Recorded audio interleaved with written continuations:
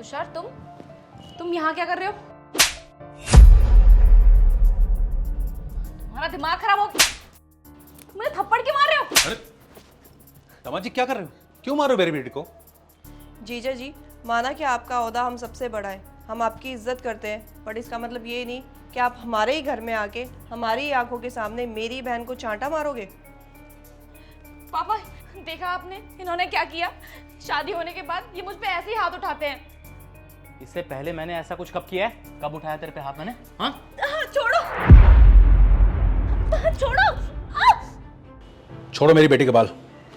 अरे जब तुम हमारी आंखों के सामने इतना सब कुछ कर सकते हो तो पीठ पीछे तुम क्या करते होंगे मेरी बेटी के साथ? और तुम्हारी हिम्मत कैसे हुई? कैसे हुई तुम्हारी हिम्मत मेरी बेटी को हाथ लगाने की? कोई शर्म लिहाज है या बेच खाई है वो भी? अब समझ में आया कि मेरी बेटी 2 महीने से मेरे घर पे आके क्यों बैठी हुई है। अरे आपके हाथ ही इतने चलते हैं तो क्यों ना आके मेरे घर में बैठेगी मेरी बेटी? अरे अगर आप मेरी बेटी को प्यार से रखते ना तो यूं मेरी बेटी मायके में आके ना रह रही होती। सही कह रहे हो पापा, आप सारी गलती जीजा जी की है, तभी तो मेरी बहन 2 महीने से घर में आके बैठी है। सारे मर्द ना होते ही एक जैसे हैं। चुप कर। अगर दोबारा अपना ये मुंह खोला ना तो लगाऊंगा एक और आप लोगों को पता भी है आपकी बेटी ने किया क्या है। पापा, हमारी शादी को 5 साल हो चुके हैं और आपको भी पता है मैंने हनी के ऊपर कभी भी हाथ नहीं उठाया, और हाथ तो उठाने की बात तो दूर है, मैंने कभी ऐसा करने के बारे में सोचा तक नहीं है। हनी के ऊपर कभी हाथ नहीं उठाया मैंने। ये सब तो मुझे मजबूरन करना पड़ा। आपको पता भी है इसने क्या किया है? अभी जो मैंने इसके साथ किया है ना, ये सेम चीज मेरी माँ के साथ करके आई है। अरे हाथ उठाया उनके ऊपर इसने। अरे इसने ये भी नहीं सोचा कि वो इसकी माँ की उम्र की है, सास है इसकी, माँ जैसी है, लेकिन इसने उनके ऊपर हाथ उठाया। अरे मुझे तो शर्म आ रही है इसको अपनी बीवी बोलते हुए भी। सोचा तो मैंने भी था कि कभी वापस नहीं आऊँगा इसको लेने, लेकिन क्या करूँ, मजबूरन मुझे यहाँ पे आना पड़ा और आप लोगों के सामने ये तरीका अपनाना पड़ा, क्योंकि आप लोगों को भी तो पता चल सके कि आपकी बेटी ने कितना गलत कदम उठाया है। इसने जो किया है ना, बहुत गलत किया है। अरे मेरी माँ की गलती क्या थी? उन्होंने कभी इसको अपनी बहू माना ही नहीं है, हमेशा अपनी बेटी की तरह रखा, हमेशा अपनी बेटी की तरह प्यार दिया। और इसने एक बार भी उनको अपनी माँ नहीं समझा, हमेशा जानवरों की तरह सलूक किया है। अरे मेरी माँ की गलती क्या थी? कभी ऊंची आवाज़ में बात की है? अरे ऊंची आवाज़ में बात करना तो दूर, तुमसे कभी शिकायत तक नहीं की, रोका नहीं टोका नहीं किसी चीज़ के लिए। हाँ तो क्या गलत किया इसमें मैंने? पापा, मुझे पार्टी में जाना था और इनकी मम्मी मुझे रोक रही थी, बोल रही थी मुझसे कि कितनी शॉर्ट ड्रेस पहनी हुई है, और वो होती कौन है मुझे रोकने वाली? मुझे गुस्सा आ गया और मेरा हाथ उठ गया उनके ऊपर। और जब देखो तब मुझे रोकती टोकती रहती है, हमेशा बोलती रहती है कि घर टाइम पे आओ, ये करो वो करो। अरे मेरी खुद की जिंदगी नहीं है क्या? उन्हें खाना पीना सब कुछ टाइम पे मिल जाता है, फिर भी पता नहीं क्या प्रॉब्लम है इनकी माँ को। बस कर रनी, ये कैसा सलूक किया तूने अपनी सास के साथ? तुझे जरा सी भी शर्म नहीं आई? तुझे मेरे संस्कारों को कोई फिक्र नहीं थी? अरे ऐसे भी कोई सलूक करता है अपनी सास के साथ? अरे जिस तरह तू अपने माँ बाप का ख्याल करती है उसी तरह से तेरे को अपने सास ससुर का ख्याल करना है। ये कोई तरीका थोड़े ना हुआ। मैंने कभी सपने में भी नहीं सोचा था कि मेरे दिए हुए संस्कार ऐसे निकलेंगे। अरे मुझे शर्म आती है तुझे अपनी बेटी कहते हुए, इस तरह की नालायक हरकत करेगी तू अपने ससुराल में? कभी नहीं सोचा था मैंने। मेरी तो तूने नाक कटवा के रख दी। पापा, आप मुझे क्यों डांट रहे हो? चाटा इन्होंने मुझे मारा है, मैं आपकी बेटी हूँ, आपको मेरी साइड लेनी चाहिए, और आप हो कि आप इनकी साइड ले रहे हो। क्या गलती थी मेरी माँ की? उन्होंने कभी भी तुम्हें रोका नहीं, किसी चीज़ के लिए टोका नहीं, लेकिन तुमने एक बार भी नहीं सोचा उनके ऊपर हाथ उठाने से पहले। अरे वो हमेशा तुम्हें गलत चीज़ों के लिए रोकती टोकती थी, हमेशा से उन्होंने तुम्हारा भला ही चाहा, कभी बुरा नहीं चाहा, इसलिए तुम्हें रोका करती थी वो। अरे देर रात तक तुम पार्टी से घर आती थी, तुम्हें रात को भगवान ना करे कुछ हो जाए, इसलिए वो तुम्हें टोकती थी कि सही सलामत तुम घर आ जाओ, टाइम से घर आ जाओ। अरे इसको परवाह करना बोलते हैं, प्यार करना बोलते हैं, ना कि किसी चीज़ के लिए रोकना या टोकना। उनको कोई प्रॉब्लम नहीं थी तुमसे, वो तो बस ये चाहती थी कि मेरी जो बहू है वो हमेशा सही सलामत रहे। हनी, अगर उन्हें फर्क नहीं पड़ता ना तुमसे तो वो तुम्हें किसी चीज़ के लिए रोकती टोकती नहीं कभी। उन्होंने हमेशा तुम्हें अपनी बेटी की तरह रखा है, लेकिन तुमने कभी भी उनको अपनी माँ नहीं माना। एकदम जानवरों की तरह सलूक करती है ये। अरे वो किसी चीज़ के लिए तुम्हें रोकती नहीं टोकती नहीं। तुम्हें आज तक उन्होंने ऊंची आवाज़ में बात की है? नहीं ना?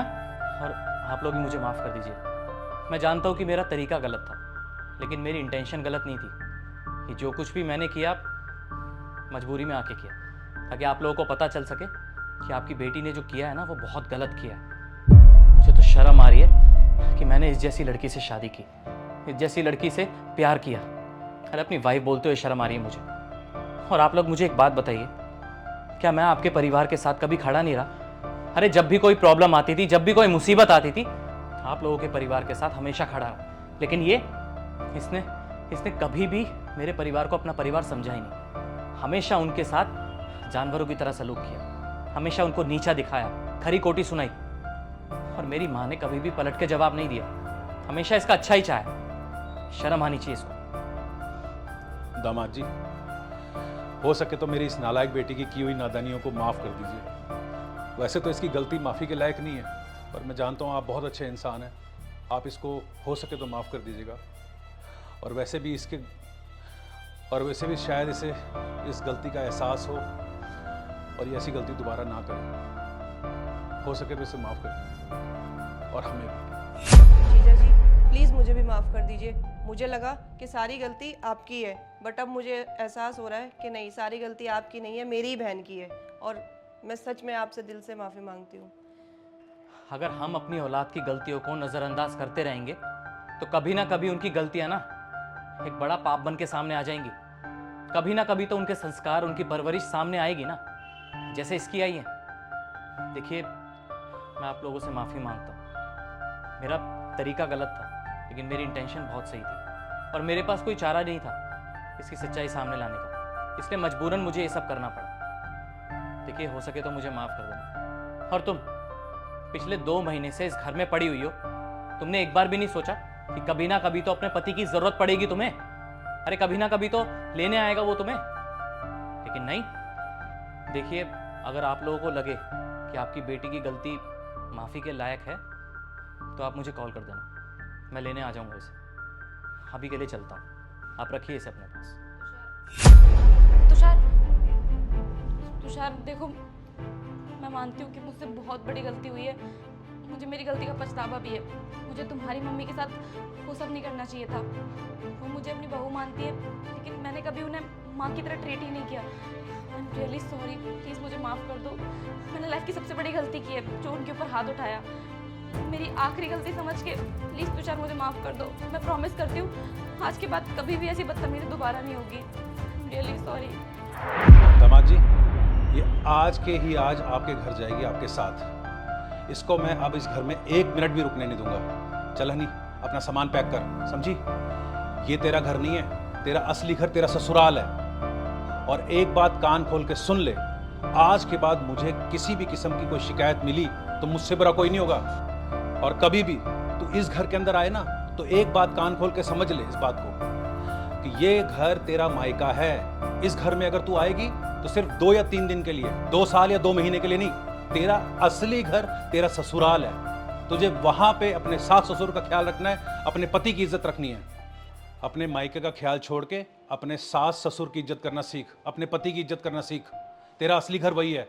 और हाँ, एक बात कान खोल के सुन ले, अगर तेरी ये गलती दोबारा हुई या मुझे कोई भी तेरी गलती सुनने को मिली तो मुझसे बुरा कोई नहीं होगा और मेरी शक्ल नहीं देख पाएगी तू।